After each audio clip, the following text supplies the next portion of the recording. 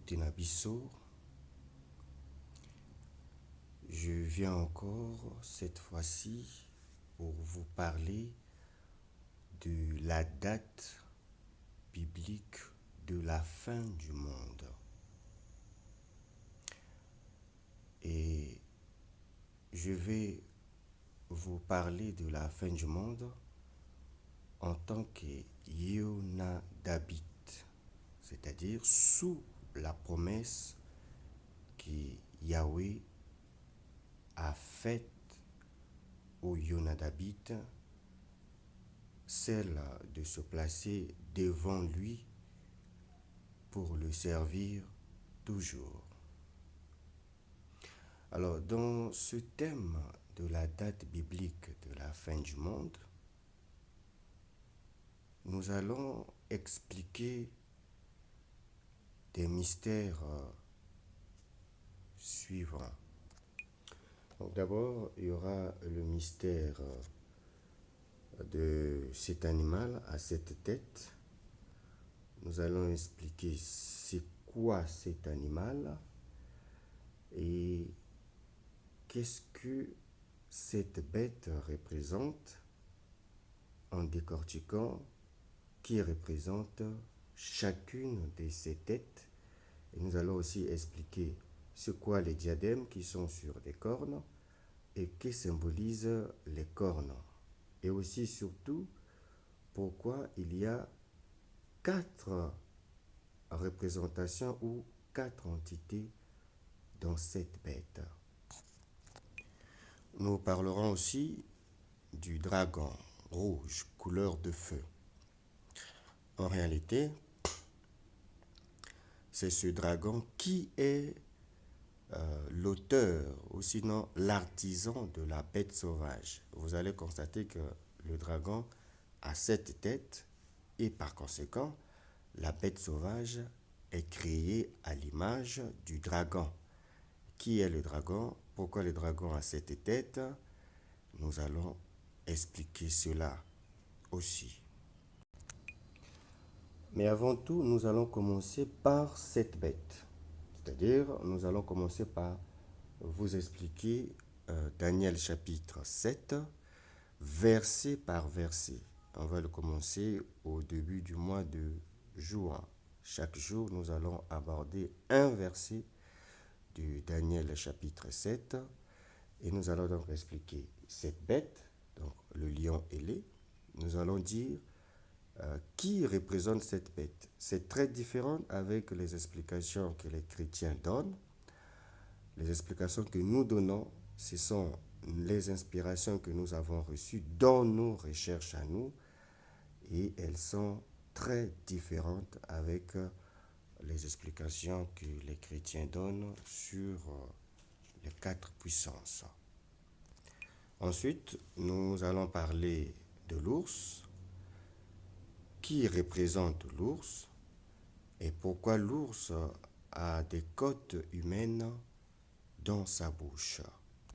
Nous allons parler aussi du léopard à 4 têtes et lui aussi qui représente cet animal aujourd'hui, actuellement, dans ces temps que nous vivons. Et nous allons parler aussi de la 4e bête. Qui est la 4e bête? Nous avons déjà dit, nos explications sont très différentes aux explications que les chrétiens donnent. Elles sont les résultats de nos recherches à nous, de la compréhension que nous avons reçue en tant que Yonadabite dans nos recherches. Alors pour aujourd'hui, nous allons vous expliquer que veut dire la fin du monde. Alors, dans le mot fin du monde que Jésus a prononcé lorsque ses disciples lui ont posé la question de savoir, dites-nous, quand sera la fin du monde? Le mot fin en grec parce que le Nouveau Testament a été écrite originellement en grec, à l'exception du livre de Matthieu, qu'on nous dit qu'il était écrit d'abord en hébreu. Alors, le mot fin en grec signifie ou c'est téléos. Et téléos veut dire parvenir à la maturité ou encore parvenir au remplissage. Donc, l'idée, c'est comme un fruit immature qui atteint la maturité. Ou encore, c'est comme un récipient qu'on a mis au robinet pour remplir de l'eau. Et quand on parle de fin, ça veut dire que la mesure du litre ou du bidon a atteint le niveau ou le niveau du remplissage. Donc la fin ne veut pas dire la destruction, non. La fin veut dire arriver à l'âge de la maturité, arriver au remplissage, ou encore la personne arriver à l'âge qu'il faut. Par exemple, la fin de l'enfance, c'est l'adolescence. Donc, qui se situe entre 9 à 10 chez les filles et de 10 à 11 chez les garçons. Donc, quand on arrive euh, à cet âge-là, on n'est plus enfant. Ça ne veut pas dire la fin. Cela veut dire plutôt qu'on a atteint une maturité donnée. Et aussi, quand on arrive à 18 ans, on dit l'âge de la majorité. Mais cela, cette fin-là de l'adolescence ne veut pas dire qu'on va détruire les gens. Ça veut tout simplement dire qu'on atteint une maturité donnée. Donc la fin, dans l'expression fin du monde, ne veut pas dire destruction. Veut dire le remplissage ou la maturité de quelque chose. Alors, c'est quelque chose ici, c'est le monde. Alors, que veut dire monde? Alors, le mot monde en grec, dans l'expression fin du monde, est aionos. La traduction littérale du mot aionos, c'est siècle ou encore âge. Et donc, nous comprenons que siècle ou âge, c'est une période de temps. Donc, ce n'est pas de la matière, ce n'est pas les humains, ce n'est pas le ciel, non, c'est le temps. Le monde ici, c'est le temps. Alors, donc, on peut aussi traduire monde ici, d'après nos recherches, par mandat. Donc, ici, monde veut dire mandat, le temps, une période de temps donnée. Alors, donc, que veut dire fin du monde? La fin du monde veut tout simplement dire la fin d'un mandat. Donc, il y a un mandat qui a été confié à quelqu'un et on arrive à la fin de ce mandat-là. Alors, quel mandat? Dans la Bible, on va vous parler des temps fixés des nations. C'est Jésus qui rappelle cela dans le livre de Luc, lorsqu'il dit à Israël, Israël sera foulé, Jérusalem sera foulé aux pieds jusqu'à ce que s'achèvent les temps fixés des nations.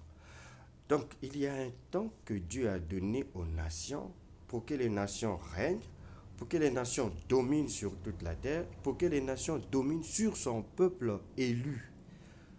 Donc, la fin du monde ici, c'est la fin de ce mandat-là. Donc, Dieu va ravir le pouvoir au monde. C'est la même chose ou la même explication que vous voyez dans le livre de Daniel. Il parle de la fin lorsque Dieu va remettre le pouvoir à son fils. Il va ravir le pouvoir aux nations, donc aux bêtes. Il va ravir le pouvoir aux bêtes, il va le donner à son fils. Donc, on se calme. La fin du monde, ce n'est pas la destruction de la planète Terre, ce n'est pas l'assassinat de l'humanité. La fin du monde veut tout simplement dire la fin du mandat de bêtes sauvages ou la fin du mandat des nations. Et à ce moment-là, c'est Jésus qui va, le Fils de Dieu, qui va reprendre le pouvoir, ou Dieu va donner le pouvoir à son Fils. Et ça va s'accomplir, la parole de l'ange qui dit, le royaume du monde est devenu le royaume de notre Dieu. Donc, c'est le remplissage, le mandat des bêtes sauvages prennent fin et Dieu reprend le pouvoir. Donc nous allons commencer cela à partir du 1er juin par le livre de Daniel chapitre 7. Et chaque jour, nous allons détailler verset par verset jusqu'à ce que nous arriverons dans le livre d'Apocalypse et nous n'aborderons que les prophéties qui parlent des bêtes sauvages et nous allons expliquer qui sont ces bêtes sauvages. Merci. Restez sous la bénédiction de Yonadabit, car le Yonadabit, c'est un exemple de soumission, un exemple d'obéissance et il y a une promesse de servir, une promesse de sacerdoce qui est liée au Yonadabit des hommes obéissants. L'obéissance est bénie. Amen.